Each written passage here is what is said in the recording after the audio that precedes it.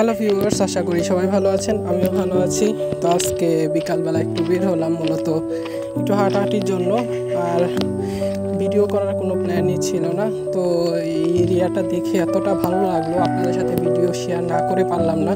আসলে এটা আমার বাসার খুবই কাছের একটা এরিয়া। এটা হচ্ছে জামালপুর যে গুরুস্থান আছে, তো গুরুস্থান থেকে যদি আপনারা বিজিবির দিকে আগান, তো যারা বিজিবি এই শহরে থাকেন বা আশপাশে থাকেন তারা জানেন যে বিজিবি ক্যাম্পটা কোন সাইডে।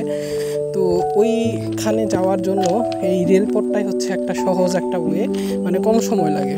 আপনারা রাস্তা দিয়ে যাবেন তো একটু বেশি সময় লাগবে। এটা রাস্তাটা একটু ঘুরে দূর দিয়ে গেছে, যার কারণে তো আপনাদের সাথে একটু শেয়ার করতেছি জায়গাটা। মূলত দেখেন এই সাইডের রেল লাইনটা, এটা হচ্ছে জামালপুর থেকে দেওয়ানগঞ্জ এবং ঢাকা, এই লাইনটা দিয়ে মূলত কানেক্ট হয়েছে এরিয়াটা। আর এই লাইনটা ধরে মূলত হেঁটে যাচ্ছি আজকে।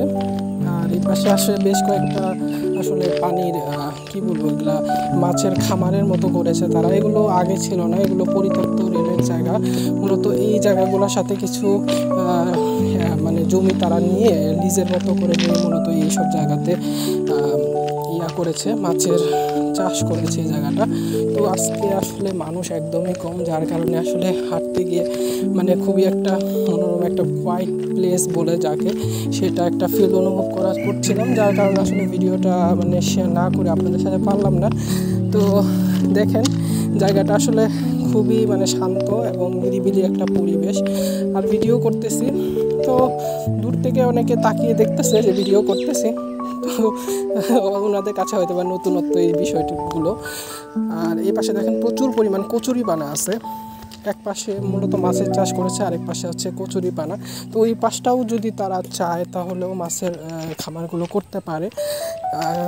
তো দেখেন এই পাশে অনেক জলাশয় আছে। তো এই জলাশয়গুলোকেও কিন্তু তারা চাইলে কনভার্ট করে সেগুলোকে প্রোডাক্টিভ একটা ফিল্ড হিসেবে ইউজ করতে পারে। মূলত এই জায়গাগুলো আসলে যেহেতু কচুরিপানা আছে, তো সেখানে আসলে সেটা একটা নন প্রোডাক্টিভ বা আনপ্রোডাক্টিভ একটা প্লেস হচ্ছে মূলত। আর আবার অনেক ক্ষেত্রে দেখা যায় যে এইগুলো কচুরিপানাও অনেক সময় মানুষ বিভিন্ন কাজে ব্যবহার করতেছে, সেক্ষেত্রেও কাজে লাগে। কিন্তু এটাকে আরেকটু তারা করতে পারে, কনভার্ট করতে পারে যদি চায় এই এলাকার মানুষ সেক্ষেত্রে।